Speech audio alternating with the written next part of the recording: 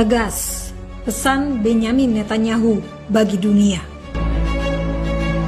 Until recently, many believed that the promise of progress in the 21st century would enable us to move beyond the barbaric horrors of the past towards a better and brilliant future.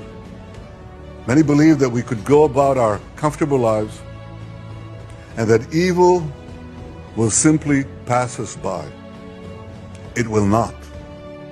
The horrors that Hamas perpetrated on October 7th remind us that we will not realize the promise of a better future unless we, the civilized world, are willing to fight the barbarians. Because the barbarians are willing to fight us. And their goal is clear. Shatter that promising future. Destroy all that we cherish. And usher in a world of fear and darkness. Ladies and gentlemen, this is a turning point for leaders and nations. It is time for all of us to decide if we are willing to fight for a future of hope and promise, or surrender to tyranny and terror. Now rest assured, Israel will fight. Since October 7th, Israel has been at war. Israel did not start this war. Israel did not want this war.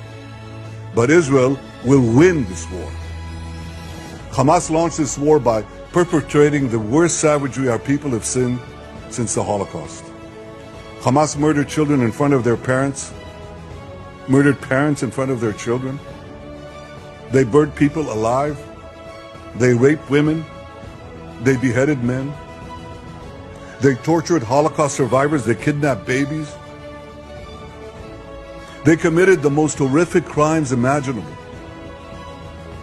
And they're part of the axis of evil that Iran has formed, an axis of terror that works by arming, training, and financing Hamas in Gaza, Hezbollah in Lebanon, the Houthis in Yemen, and other terror proxies throughout the Middle East and beyond the Middle East. In fighting Hamas and the Iranian axis of terror, Israel is fighting the enemies of civilization itself. Victory over these enemies begins with moral clarity. It begins with knowing the difference between good and evil, between right and wrong. It means making a moral distinction between the deliberate murder of the innocent and the unintentional casualties that accompany every legitimate war, even the most just war. It means holding Hamas responsible for the double war crime it commits every day by deliberately targeting Israeli civilians while deliberately using Palestinian civilians as human shields. It means making clear that the use of human shields is not only an immoral tactic of terror, but also an ineffective one.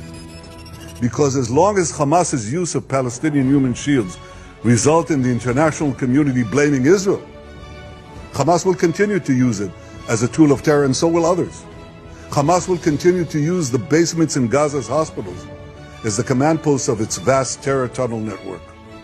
It will continue to use mosques as fortified military positions and weapon depots. It will continue to steal fuel and humanitarian assistance from UN facilities. While Israel is doing everything to get civilians out of harm's way, Hamas is doing everything to keep Palestinian civilians in harm's way.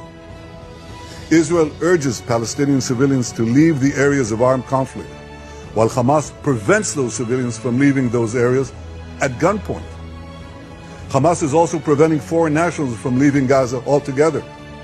And most despicably, Hamas is holding over 200 Israeli hostages, including 33 children, holding them, terrorizing them, keeping them as hostages.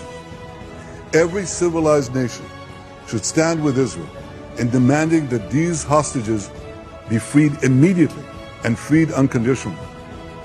I want to make clear Israel's position regarding a ceasefire. Israel will not agree to a cessation of hostilities with Hamas after the horrific attacks of October 7th. Calls for a ceasefire are calls for Israel to surrender to Hamas, to surrender to terrorism, to surrender to barbarism. That will not happen. Ladies and gentlemen, The Bible says that there is a time for peace and a time for war. This is a time for a war for our common future. Today we draw a line between the forces of civilization and the forces of barbarism. It is a time for everyone to decide where they stand.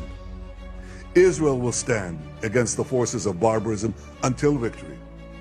I hope and pray that civilized nations everywhere will back this fight. Because Israel's fight is your fight. Because if Hamas